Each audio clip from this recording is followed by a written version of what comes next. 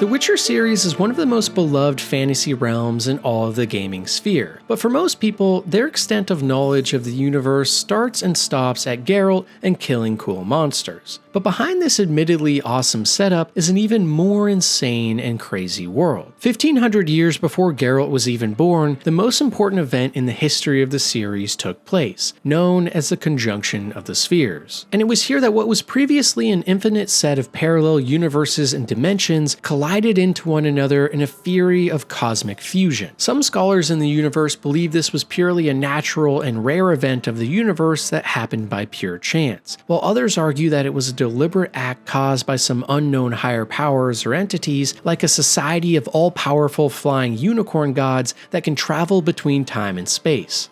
And no, I'm not joking. And in fact, even magic itself in the series can be explained from this event, as mages in the games and books pull their powers of shooting fireballs or healing ailments from alternate dimensions on the fly. And the reason they're so revered is because they can pull from this infinite set of realities to create new ones right before our very eyes. But regardless, during this time, the realms and entities within each dimension suddenly came into contact with one another. And this is why we see so many strange and unique monsters and beasts in the series. They all came from this original conjunction of the spheres, which led to hundreds of new species, both intelligent and feral alike, to finding a new home on the continent, a massive landmass on a planet caught in the mixture of this chaos. Humanity originally was a minority on this continent after being sent here from Earth during the conjunction, but due to some universe hopping, political strife, and massive wars sometime later, eventually they would find themselves as the strongest race by far. The Witchers themselves, what the series is known for,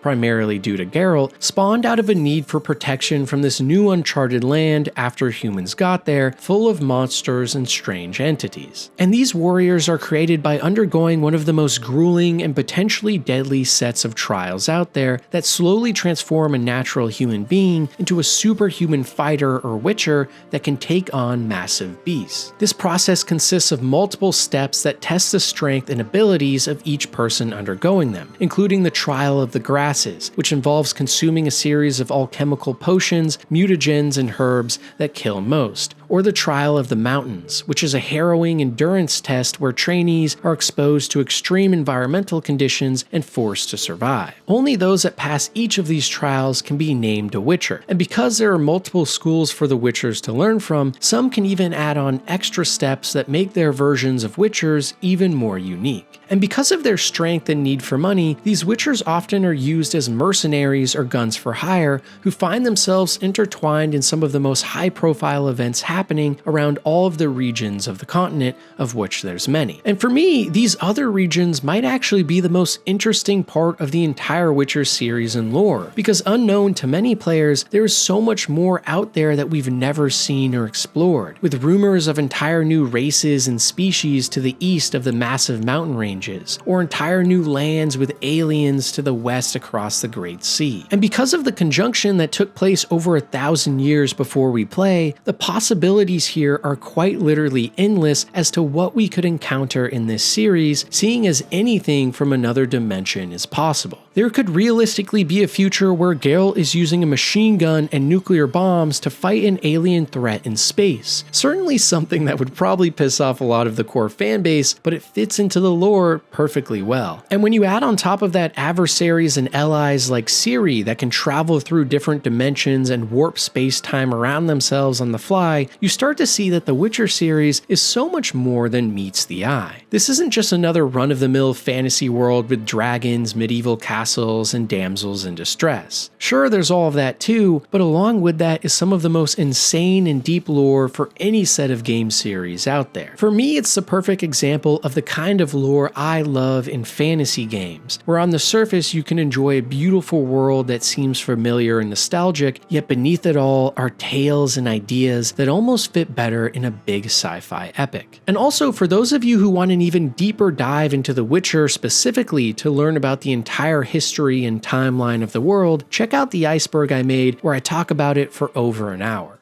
The Witcher series can be overwhelming at times with the amount of deep, thought-provoking, and dark quests it has, all of which hit such a high bar of writing quality that most other studios couldn't even begin to match. And for the third game especially, this results in countless unforgettable quests, from taking part in a wedding and helping a bearing botchling dynamic duo, to quite literally traveling through time and space between dimensions to worlds unlike anything you've ever seen in pursuit of a great evil. And it's because of this that it can be hard to pick just one legendary quest from the bunch, especially when you include all the fantastic DLCs where truly you can't go wrong with any of the missions. For me though, the one quest in this series that really left its mark was Possession in the Isles of Skellige. You first pick up this quest while speaking with the main ruler in the region, who tells you that his daughter Ceres went off on a quest to become worthy of becoming Skellige's new ruler by helping another Jarl named Uldric, who supposedly is under a curse. So you proceed to travel over massive amounts of land and sea to reach Svorlag, where the Jarl resides. And it's here you stumble upon him and his advisor Hort talking about some extremely peculiar dreams the Jarl is having. You see, the Jarl is very upset and refuses to talk to you, but if you converse with Hort, you can figure out that Ceres could be in a bunch of different places that you must ask around and see, and if you do, you're pointed eventually towards a haunted structure up on a hill overlooking the city. When you go to this house, you will be greeted with disturbing sounds and imagery, but also a passed out Ceres in the middle of the home. And after you drag her outside and get her awake, she tells you she is aiding Uldric by coming to this house to find his family's sword Brockvar, which she believes is the reason the curse is afflicting Uldric in the first place. You see, the sword was originally given to Uldric's younger brother Aki instead of the standard custom of it going to the firstborn. And in rage, Uldric broke sacred Skellige law and questioned the decision openly, after which he was punished for days. Following this, Uldric and Aki were sent to the sea to go fishing and to mend ties with one another. But a massive storm hit and Aki fell overboard while Uldric had his hands full with the sails, or at least that's how the story goes. Many in the town believe it was actually a purposeful killing by Uldric due to his jealousy, but others think it was a mere accident. Either way though, Ceres requests that you take the sword which you find in the haunted house to Aki's body in the sea and return it in order to lift the curse, and while retrieving it from the house, you experience multiple horrifying shadow creatures following you and watching you, but no full-on attacks just yet. Then, when you return to Uldric to tell him of the news, he simply decides to ignore you, after which you set out to the sea in search of Aki. Luckily, he isn't too far off the coast, and when you do find him, all you have to do is fight off some sirens and swim deep underwater to give the sword to him on his dead body, hoping that all should be good now. But as you encroach toward the land again, it becomes obvious that things are anything but good. There's screams and shouting coming from the Jarl's building, and when you go inside, you can find Uldric with one of his eyes poked out and bleeding profusely. And after questioning everyone around him, you quickly discover that the man has done this heinous act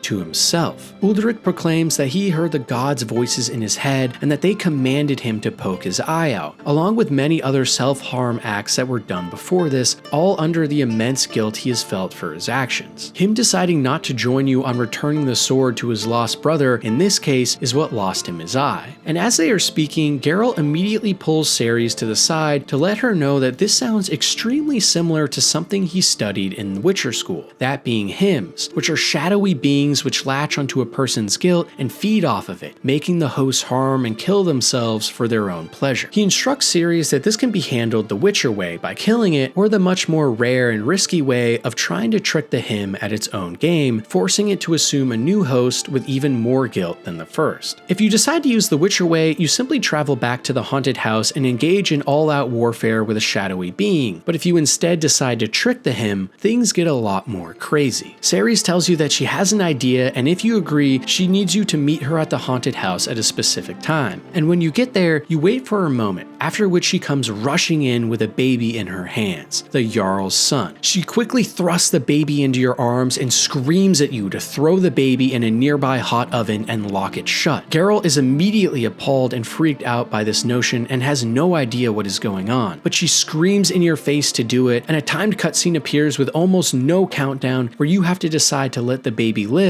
or throw this innocent toddler into a scorching hot oven. And as any good father would, Geralt decides to fling this adolescent adolescent being into the oven and lock it shut, right as Uldric and his legion of troops come sprinting up to the house. You have to fight off the enraged men and their leader while the baby screams. And as Uldric approaches the oven with tears in his eyes and rage on his face and screams of asking you why you would do such a horrible thing, Geralt is overcome with an immense feeling of guilt. And right at that moment, the hymn unravels from its hiding in the shadows and attempts to latch onto Geralt, right as Ceres appears from behind the furnace with Hort holding the baby in perfect and pristine condition. Now unable to latch onto Geralt, who has realized he was tricked and not a real baby killer, is left in the open and free to attack, which Geralt does swiftly. You see, Ceres tricked you knowing it was the only way to get enough real and genuine guilt to lure the hymn out. And it worked. And after this, you can talk with everyone involved and get some more backstory on the whole ordeal, but overall, this is just such a legendary quest because to me, it's everything The Witcher is all about. Twists and turns you don't expect, dark narratives, and stories that refuse to just be sunshine and rainbows, but rather dive into the most twisted parts of the human condition, all while fighting really interesting and cool monsters. And most of all, it's a quest that you won't be forgetting anytime soon, with a ton of choices and meaningful consequences packed in.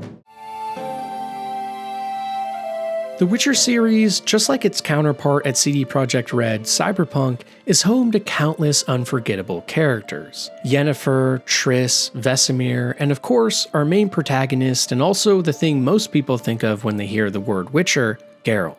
But amongst this hodgepodge of so many standouts, there is one that rises above them all, for me at least. A character defined by his evil and cunning nature, but also the riddles and insanity he thrusts into a world already filled with so many. Gaunter O'Dimm. We actually meet Gaunter right at the start of the main game, in an inn where he gives us information on our quest and mentions that we may meet again. But at this point, he seems like a nice yet strange older man that is just willing to help out. It's only during the Hearts of Stone DLC that we actually get to dive into this insane man's nature even further. At the start of the DLC, Geralt finds himself trapped in a jail cell aboard a boat, and out of nowhere, Gaunter appears and tells Geralt he can help if he agrees to a pact, after which he brands Geralt's face and causes a massive storm that unleashes Geralt from his holding. So it's not clear who this strange figure is quite yet, but after this escapade, it's clear that he has powers well beyond what we originally thought, and Geralt even remarks to him the next time he sees him that he must be a mage with his control over the elements. But as time passes, we discover that Gaunter is a lot more than just your run-of-the-mill mage. Out on your quests throughout the DLC, for those of us with especially astute detective skills, Gaunter can actually be seen all around us the entire time, hiding as guards, peasants, or nearby patrons. He is watching our every move and idea, and always seems to be one step ahead. But when he talks to us, he assures us that he cannot lie, and while this is technically true, it's through his master manipulation of wordplay and diction that he construes his thoughts in ways that are more tricky than straightforward. A man that speaks in nothing but riddles, yet stands by his convictions, meaning he does in theory always tell the truth. However, up to this point in the DLC, Gaunter is still nothing more than a strange character with witty and charismatic banter, as well as powers multiple mages in the canon already have. Where things start to get really insane, and our first true glimpse at the powers of this man is when Geralt meets him in an inn. Gaunter wants to speak to Geralt privately, but instead of commissioning a room at the inn to do so, he simply claps his hands, and suddenly, in the blink of an eye, the world before Geralt and Gaunter freezes in place. It seems that this strange and puzzling man has a lot more intrigue than he originally has let on, and it's here Geralt realizes he's up against something so much greater. But as to what that something is, Gaunter keeps it close to his chest, instead deciding to stick a spoon through a man's eyes and unfreeze time, where his face explodes into a bloody mess around him and Gaunter makes a quick exit. So as the DLC progresses, there are more and more run-ins with this mysterious figure, and with each thing we peel back more about him, he becomes more and more interesting. He obviously is evil in nature to some extent, but he also seems nice and charismatic at other points when talking to him. But behind it all is a sense that you can't shake that this man is hiding something much, much more evil than he's been revealed to be yet. More terrifying than Geralt has ever gone up against.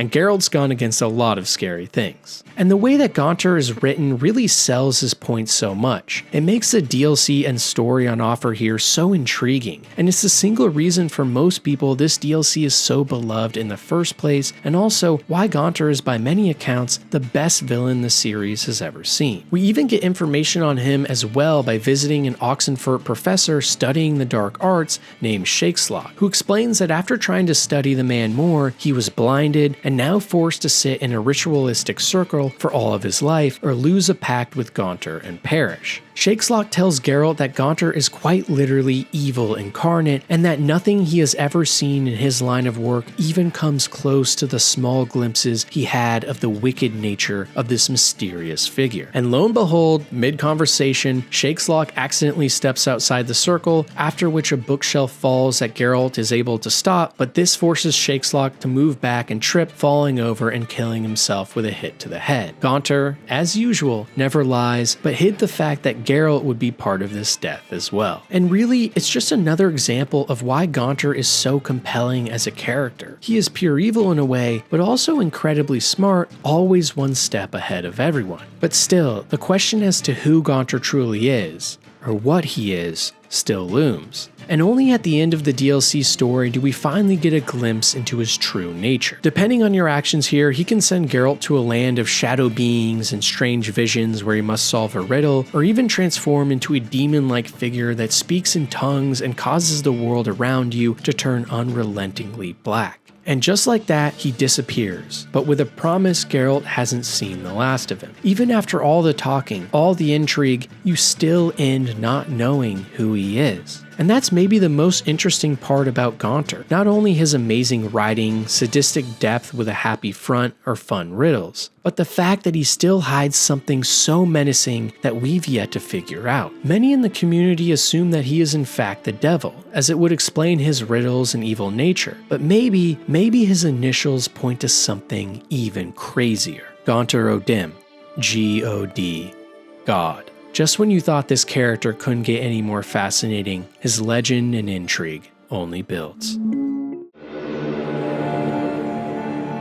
Well, for a lot of people, Yennefer from the Witcher series is the ideal romantic partner. For me, Triss Merigold is the one that stole my heart. But almost as if in a cruel twist of fate, there actually is a massive mystery lingering over this red-headed damsel that might reveal she isn't actually who she says she is at all, but rather a crazy psycho stalker. You see, in the Witcher books, during the First Northern War that saw Nilfgaard invading and taking over Sintra, at one point a catastrophic battle takes place on Sodden Hill where a handful of powerful mages fight against an army of Nilfgaardian zealots encroaching on their territory. And during this tussle, at one point a massive fireball propelled itself into the center of the mages' defenses and resulted in 14 of the 22 sorceresses losing their lives to explosions and grueling injuries. For the lucky few that did survive, most of them suffered contusions and burns that rendered their faces unrecognizable, and it was only through extensive medical care and magic use afterwards that they were able to once again live a normal life and regain the beauty and aesthetics they've had before. The reason this is so interesting for us, though, is that Triss was apparently one of the mages that managed to survive and make a full recovery, which is why we get to talk to her in the games. But the thing is,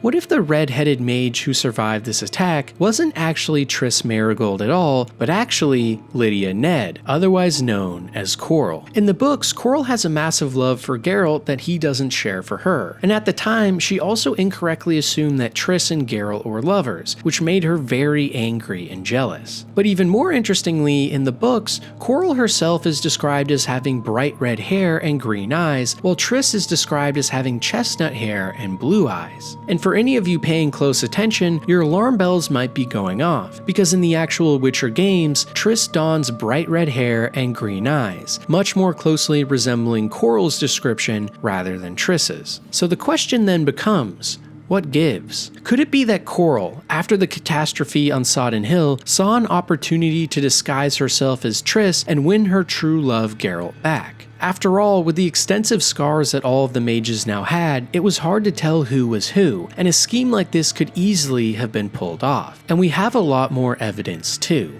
In the Sword and Destiny novel from the Witcher universe, Geralt and Triss are introduced as nothing more than friends, and neither of them make any especially notable moves. But in the book that takes place later in the timeline, and most notably after the Battle of Sodden Hill, Triss is described as literally being unable to sleep at night because of how strong her love for Geralt is. It's a very strange change to a character that comes out of nowhere and makes no sense. That is, unless you assume that Triss Merigold isn't actually the original one that Geralt met, but rather Coral now acting like her to win Geralt's affection. Another huge clue is that after the battle on Sodden Hill, suddenly Triss started to wear much less revealing clothing, which she said was because she was self-conscious of her scars, but considering how well her face healed, could it actually be she was trying to hide the massive fish tattoo she had that would have revealed she was Coral? At one point in the books, Triss mysteriously disappears saying she was sick. Maybe at that point, she was looking for a way to remove the tattoo, which she previously couldn't because she was allergic to the chemical compounds most doctors use to remove tattoos in the Witcher universe. And yet another perfect example of this mystery is when Triss brings Geralt to a lighthouse during one of her romance scenes in The Witcher 3, something that Coral did almost the exact same way much earlier on in the books. Even some of the magic we see Triss use in the games, like hydromancy, was something Coral was known to be proficient in early on in the books, not Triss. And finally, we have a smoking gun. In the Witcher games, during multiple cutscenes with the Jade figurine, Triss herself is actually referred to as Coral. And even though this is later revealed to be an honest mistake, it seems like a clear indication from CD Projekt Red that something more than meets the eye is going on here. And for me, it's without a doubt one of the coolest mysteries in the Witcher universe, and really makes you start to wonder whether one of the most important characters we have been talking to in the games isn't even who she says she is, but rather a crazy woman who will stop at nothing to make Geralt love her. Maybe that fireball that took out the mages on Sodden Hill so many years ago wasn't an accident after all, but instead Coral devising a plan to become a completely different human being, all for one man's grisly voice and luscious hair.